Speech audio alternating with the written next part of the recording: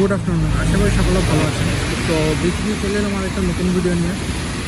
সাউন্ডের ডিস্ট্রাকশনের জন্য দুঃখিত, কারণ মেন রোডের পাশে আছি, সো একটু সাউন্ড বেশি হবে, এই জন্য দুঃখিত। বাট সে যে বিষয়টা নিয়ে কথা বলতে চাচ্ছি সেটা ডেফিনেটলি আপনারা বুঝতেই পারছেন, সেটা হচ্ছে ইউকেতে আসতে টোটাল কত টাকা খরচ লাগে সেই বিষয়ে আমরা কথা বলবো।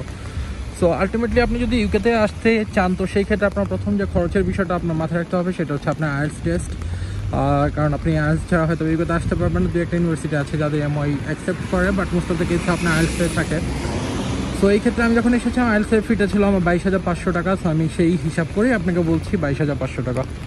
এরপরে যে জিনিসটা থাকবে সেটা হচ্ছে ডেফিনেটলি আপনার যে ব্যাঙ্ক স্টেটমেন্ট সেটা। সো ব্যাঙ্ক স্টেটমেন্টের ক্ষেত্রে যেটা হবে, আপনার যদি নিজের ব্যাঙ্ক অ্যাকাউন্টে পর্যাপ্ত পরিমাণে টাকা থাকে তো সেই ক্ষেত্রে ডেফিনেটলি ঠিক আছে। বাট যদি আপনার পর্যাপ্ত পরিমাণে ব্যাঙ্কের টাকা না থাকে সেই ক্ষেত্রে যেটা করতে হবে, আপনার ব্যাঙ্ক স্টেটমেন্টটা ম্যানেজ করতে হবে। আপনি ম্যানেজ কীভাবে করবেন সেটা নিজে বুঝে নেন, সব কিছু বলা যায় না। সো সেই ক্ষেত্রে ডেফিনেটলি আপনার কিছু একটা খরচ যাবে, সেটা অ্যারাউন্ড 65 থেকে 70,000 টাকার মতো যাবে। এরপরে যে জিনিসটা আছে সেটা হচ্ছে আপনার আইএইচএসপি। সো যেহেতু ইন্টারন্যাশনাল হেলথ সার্চ যেটাকে বলা হয়, মানে আপনি এখানে থাকবেন 1 বছর পর্যন্ত, আপনার যে চিকিৎসা তারা দিবে, সো যতদিন পর্যন্ত থাকবেন তারা চিকিৎসা দিবে ফ্রি অফ কস্ট। সো এই ক্ষেত্রে আপনার আইএইচএসপিটা দিতে হবে। সো আইএইচএসপি এর ব্যাপারটা হচ্ছে আপনার 1.5 বছর আইএইচএসপি পে করতে হয়, কারণ আপনি যে ভিসাটা পাবেন সেটা ডেফিনেটলি অ্যারাউন্ড 15 মান্থস হবে। সো সেই ক্ষেত্রে আপনার 1 বছরের কোর্সের জন্য 1.5 বছরের আইএইচএসপি দিয়ে আসতে হবে। সো আইএইচএসপি আপনার সেই ক্ষেত্রে দাঁড়াবে টোটাল 1,64,000 সামথিং লাইক দ্যাট, এরকম দাঁড়াবে। এবং এরপরে যে জিনিসটা চলে আসে আপনার ভিসা ফি। ভিসা ফিটা অবশ্যই সেটা ফিক্সড অ্যামাউন্ট 490 পাউন্ডস। তো এই ক্ষেত্রে ভিসা ফির আপনি এক্সট্রা কিছু পে করতে হচ্ছে না, কিন্তু ভিসা ফি যখন আপনি পে করতে যাবেন আপনার টোটাল যে পেমেন্টটা এসে দাঁড়াবে বাংলাদেশি টাকা সেটা অ্যারাউন্ড 78,000 অথবা তার একটু কম বেশি হতে পারে সেই সময় রেট অনুযায়ী। এরপর আপনার যে খরচগুলো আসবে সেটা হচ্ছে আপনার টিউশন ফিস। টিউশন ফিজের বিষয়টা হচ্ছে আপনি হয়তোবা 2-4টা ইউনিভার্সিটি পাবেন এমন যারা হয়তোবা আপনাকে 5,000-এর নিচে টিউশন ফিস পে করতে অ্যালাউ করবে, but most of the cases যে অ্যামাউন্টটা আপনার পে করতে হবে টিউশন ফিস সেটা হচ্ছে অ্যারাউন্ড 6,000 অথবা এর চাইতে বেশি। আর ডেফিনেটলি আমি প্রেফার করবো যে আপনি একটু যদি বেশিটাই পেমেন্ট করে আসতে পারেন সেটা আপনার জন্যই বেটার, বিকজ আপনি যদি কম পে করেন আপনার জন্য ইউকেতে এসে সার্ভাইভ করাটা টাফ হয়ে যাবে, মাথায় অনেক টেনশন থাকবে টিউশন ফিজের। সো ডেফিনেটলি এই ক্ষেত্রে টাফ। ট্রাই করবেন টিউশন ফিস বেশি দিয়ে আসা। সো আমি অ্যাভারেজ 6,500 ধরে সেটা যদি ক্যালকুলেট করি সেটা 10,40,000 টাকা মতো আসবে। এবং লাস্ট যে বিষয়টা আপনার বাকি থাকবে সেটা হচ্ছে আপনার plane fare. Plane fare actually আপনার টাইমের উপর ডিপেন্ড করে পরিবর্তিত হয়। আপনি যদি একদম সেই দিকে ভিসা পান যে আপনার ফ্লাই করতে হবে জলদি, ওই ক্ষেত্রে আপনার প্লেন ফেয়ারটা বেশি পড়ে যাবে। বাট আপনি যদি ভিসাটা আগে পেয়ে যান, আপনার হাতে যদি পর্যাপ্ত পরিমাণ সময় থাকে এবং আপনি যদি আগে টিকিট কেটে ফেলেন, এই ক্ষেত্রে আপনার প্লেন ফেয়ারটা কমে যাবে। সো আপনার প্লেন ফেয়ার 60,000 থেকে শুরু করে 1.5 লাখ 2 লাখ টাকা পর্যন্ত হতে পারে, বাট আমি অ্যারাউন্ড 80,000 ধরছি। সো এই ক্ষেত্রে বিবেচনা করার পর আপনি যদি টোটাল ক্যালকুলেশনটা করেন তো আপনার টোটাল ক্যালকুলেশনটা দাঁড়াচ্ছে প্রায় 14,70,000 টাকার মতো, যেটা আপনি যদি একটু স্পেসিফিকভাবে বলতে চাই তাহলে বলবো 15 লাখ টাকা বাজেট রাখলে আপনার জন্য ইউকে ঠিক আছে। এখন বিষয়টা হচ্ছে আর কোনো হিডেন কস্ট আছে কিনা? হ্যাঁ, ডেফিনেটলি আছে, হিডেন কস্ট অনেক আছে। আপনি 15 লাখ টাকা বাজেট রাখলেন, বাট এরপর দেখছেন যে হচ্ছে না, বিকজ আপনার এখানে শপিংয়ের বিষয় আছে, আপনার এখানে ডলারের রেট আছে। আপনি যখন পাউন্ডে পে করতে যাবেন সেটা ডলারে কনভার্ট হবে এবং তারপরও সেটা আবার ডলার থেকে পাউন্ডে কনভার্ট হবে। তো সেই ক্ষেত্রে আপনার খরচটা কিছুটা বাড়বে। তো আলটিমেটলি আপনি সরাসরি যে হিসাব করবেন সেটাই হবে না, কিছু হিডেন কস্ট ডেফিনেটলি যাবে। আর আপনার ক্ষেত্রে সেটা 15 লক্ষ টাকা হিসেব বিবেচনা করলে হয়তো বা কিছুটা বেড়ে যেতে পারে end of the day. So এটা মাথায় রাখতে হবে। দ্বিতীয় যে বিষয়টা আপনাকে ক্যালকুলেট করতে হবে সেটা হচ্ছে আপনি যে ইউকেতে আসবেন আপনি থাকবেন কোথায়। আপনার হয়তো বা কোনো একটা স্টুডেন্ট অ্যাকোমোডেশন দেখতে হবে, অথবা আপনার বাড়ি আগে থেকে ঠিক করে রাখতে হবে এখানে যে আপনি এসে এই বাড়িতে উঠবেন। তো সেই ক্ষেত্রে যেটা হয়, আপনি হয়তো বা একটা ছোটো রুমও যদি নিতে চান, আই মিন ডেফিনেটলি লন্ডনের বাইরে, তো সেক্ষেত্রে 350 পাউন্ড অ্যারাউন্ড আপনাকে পে করতে হবে।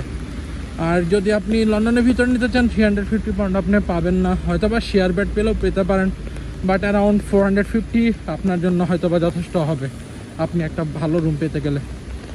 সো আলটিমেট বিষয় হচ্ছে এটাই যে আপনি যদি ইউকেতে আসতে চান এবং ডেফিনেটলি এখানে স্টে করতে চান, আপনার হাউস রেন্টটাও দিয়ে আসতে হবে বাংলাদেশ থেকেই।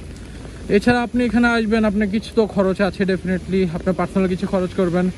সো সেই ক্ষেত্রে আপনার বাজার খরচ যেটা থাকে প্রথম মাসেরটা, সেটা তো নিয়েই আসতে হবে। আপনি 100 পাউন্ডে খাবার খরচ চালাতে পারবেন, বাট আপনার যদি ট্রান্সপোর্টেশনের দরকার হয় ইউনিভার্সিটির জন্য, সেই ক্ষেত্রে হয়তো আপনার আরও 100 থেকে 150 পাউন্ড খরচ যেতে পারে। সো আলটিমেটলি 250 পাউন্ড আপনার চলে যাবে হয়তো বা 1 মাসে। তো সব কিছু বিবেচনা করে ওখানে প্রায় 1 থেকে 1.5 লাখ টাকার মতো আপনার খরচ বেড়ে যাবে। সো 15 লাখ টাকার সাথে হয়তো বা 16 লাখ 16.5 লাখ টাকার মতো লাগতে পারে। বাট এইটা আসলে এক একজনের ক্ষেত্রে এক এক রকম হতে পারে। কারো যদি আত্মীয় স্বজন থাকে, যদি এসে আত্মীয় স্বজনের বাসায় উঠতে পারেন, সেক্ষেত্রে আপনার হয়তো বা এই টাকাটা লাগছে না। আপনি এখানে এসে যদি পেমেন্ট করতে পারেন তাদেরকে, হাউস রেন্টের কথা বলছি, তো ডেফিনেটলি সেটা আপনার জন্য ভালো। বাট যদি চিন্তা করেন যে না আমার এটা দিয়ে আসতে হবে, তো সেক্ষেত্রে ডেফিনেটলি আপনার খরচ বাড়বে। এবং এগুলো হিডেন কস্ট নয়, এগুলা সাইড কস্ট বলতে পারেন, অথবা প্রকাশ্য কস্টে আপনি হিসাব করতে পারেন, বিবেচনা করতে পারেন। কারণ এগুলো তো আপনার মাথায় রাখতে হবে, আলটিমেটলি পে আপনাকেই করতে হবে, আর তো আপনি যেন পেমেন্ট করবে না। সো এগুলোই হচ্ছে আপনার টোটাল খরচ, এর বাইরে কোনো খরচ যায় না। তবে হ্যাঁ, কিছু কিছু জিনিস মাথায় রাখবেন, অযথা কিছু খরচ কমাবেন। যেমন আপনি আসার সময় যে নর্মাল পাতলা কাপড়গুলো থাকে সেগুলো অ্যাভয়েড করার চেষ্টা করবেন। প্রচুর পরিমাণে ট্রাউজার্স নিয়ে আসবেন, কারণ ওই দিন আমাকে একজন বলছিল যে ইউকেতে 3টা জিনিস খুবই খুবই খুবই আনরিলায়েবল। সেটা হচ্ছে 3টা ডাব্লিউ। সেই ডাব্লিউগুলো হচ্ছে work, weather and women. So ইউকেতে এসে যদি আপনি 3টা জিনিস বিলিভ করেন, তো সেক্ষেত্রে আপনার জন্য সেটা খুব বেশি টাফ হয়ে দাঁড়াবে। তো আপনি এখানে এসে ওয়ার্ক, ওয়েদার এবং উইমেন, এই 3টা জিনিসকে বিলিভ করতে পারবেন না। যেমন আজ সকাল 6টায় আমি বাসা থেকে বের হয়েছি ইউনিভার্সিটি যাওয়ার উদ্দেশ্যে। সো তখন থেকে বৃষ্টি শুরু হয়েছে, এখন সন্ধ্যা 6টা বাজে, এখন পর্যন্ত বৃষ্টি হচ্ছে এবং সেম ওয়েতে একইভাবে বৃষ্টি হচ্ছে। সো আলটিমেটলি এই জিনিসটা ওয়েদার আপনাকে ভোগাবে, এটা মোটামুটি শিওর থাকবেন। চেষ্টা করবেন শীতের কাপড় যতটা সম্ভব নিয়ে আসতে। ঠান্ডা যেই সময় মোটামোটা কাপড়গুলো আমরা পরি, ওগুলো অনেক সময় হার মানবে। যেমন সামনে অক্টোবর, নভেম্বর, ডিসেম্বরে আপনি স্নোফল পর্যন্ত দেখতে পারবেন এখানে। তো তখন টেম্পারেচার ডেফিনেটলি 0 অথবা 0-র নিচেও চলে যায়। যেমন বর্তমানে এখন টেম্পারেচার যেটা আমি আপনারা দেখতে পাচ্ছি সেখানে আছে 4 ডিগ্রি সেলসিয়াস। তো হ্যাঁ, এই ক্ষেত্রে আপনি পাতলা কাপড় না কিনে ভারী কাপড় কিনে এখানে কিছু খরচ হয়তো বা সেভ করা বলবো, অথবা হচ্ছে ওয়াইজলি খরচ করা বলবো, যেটা আপনি বিবেচনা করেন আর কি, সেটা ওয়াইজলি খরচ করার চেষ্টা করবেন। এতে করে হয়তো আপনার বাড়তি কোনো খরচ কমে যাবে।